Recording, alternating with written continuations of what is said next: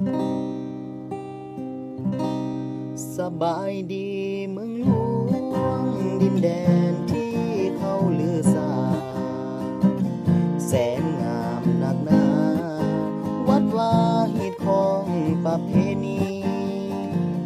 งามธรรมศาสตร์ภูผาป่าดงภูเขางามหลายแทนน้อเจ้าดินแดนเมืองหลวงแห่งนี้โอ้หลวงพระบางเอ๋ยก่อนเคยได้มาครั้งหนึ่งจิตใจซาบซึ้ง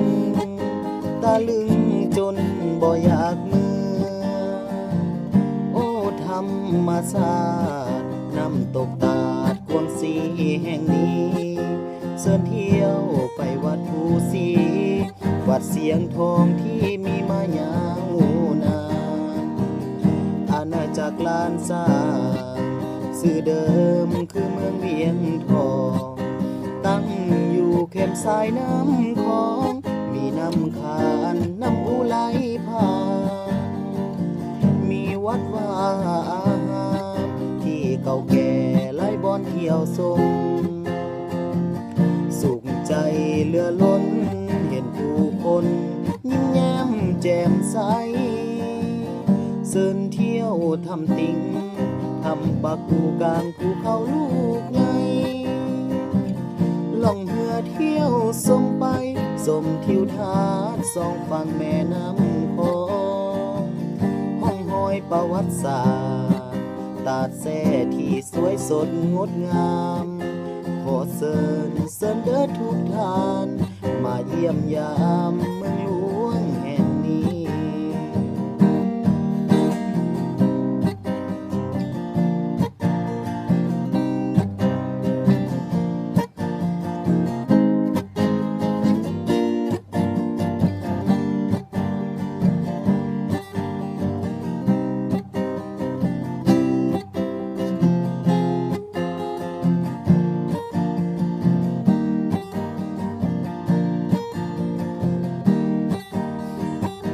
อาณาจักรลานสร้างสื่อเดิมคือเมียงเวียงทองตั้งอยู่แคมป์สายน้ำของมีน้ำขานน้ำอุไหลผ่านมีวัดวาอาหารที่เก่าแก่หลายบ่อนเที่ยวชมสุขใจเหลือล้นเห็นผู้คนยิ้มแย้มแจ่มใส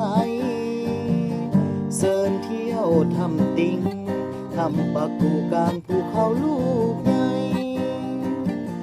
ล่องเรือเที่ยวสมไป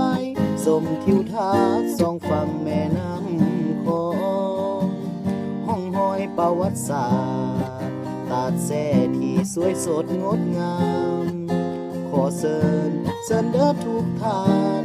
มาเยี่ยมยามเมืองหลวงแห่งนี้ขอเชิญเด้อทุกท่านมาเยี่ยมยาม